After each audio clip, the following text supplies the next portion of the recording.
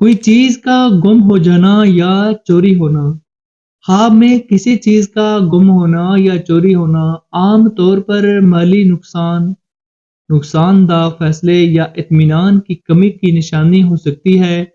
अगर आपने ख्वाब में कोई कीमती चीज ख्वाब में गुम होती देखे तो इससे किसी को ना बताएं।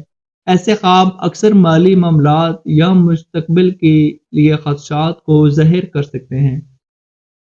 ये थे वो 10 ख्वाब जो किसी को नहीं बताने चाहिए। याद रहे कि ख्वाबों की तबीरात में एहतियात ज़रूरी है और बुरा ख्वाब का मकसद ये नहीं है कि इसके खौफ ज़दा हो, बल्कि इसे बतौर निशानी समझे और अपनी ज़िंदगी में मुस्बत तब्दीलियाँ लाए।